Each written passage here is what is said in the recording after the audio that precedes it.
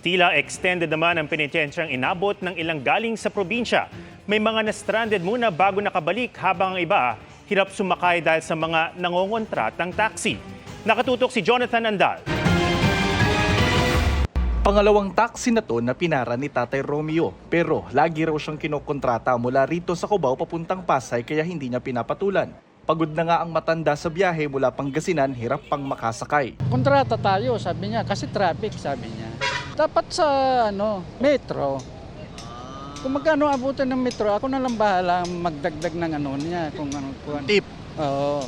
Paalala ng LTFRB, bawal na bawal ang pangongontrata ng mga taxi gaano man ka-traffic sa kalsada. Ang parusa niyan, bukod sa multa, posibleng ma-impound ang sasakyan at makansela ang prangkisa. Doon sa ating mga taxi drivers na tigilan po yung pangongontrata o pag-overcharge. Para po sa ating mga pasahero, malaking tulong po na ma-report po ito kaagad sa LTFRB dahil ang hotline naman po ng ating opisina ay 1342.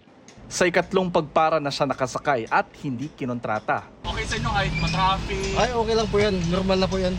Sa PTEX naman, kauuwi lang kanina ng mga pasaherong halos isang araw daw na stranded sa pantalan ng Calapan, Mindoro. Dapat kahapon pa kami nakauwi kaso lang sobrang daming pasahero. Ubos budget sa sa pier ng Calapan. 2 beses pa nag-burnout sa terminal. Sa online yung inuuna, kaming mga nauna doon, wala, napapabayaan kami doon. Ngayon, di po ako nakapasok ngayon. Sunod-sunod ang dating sa PTEX ng mga bus galing probinsya. Bagabagahing pasalubong ang bitbit ng iba. Gaya ni Lee na 10 kilong sibuyas ang inuwi mula sa taniman nila sa Mindoro. Mahal dito kasi dito ay nasa 150 per kilo. Dun sa Mindoro, nasa 33 lang. Tuyo, pansit bato. Kasi na-miss nila yung pagkain sa Bicol. Sabi ng PTEX, nasa 1.4 milyon na pasahero na ang naitala nila sa terminal mula noong March 22, umpisa ng holiday rush, at inaasahang lalagpas sa 1.5 milyon na naitala noong nakaraang taon.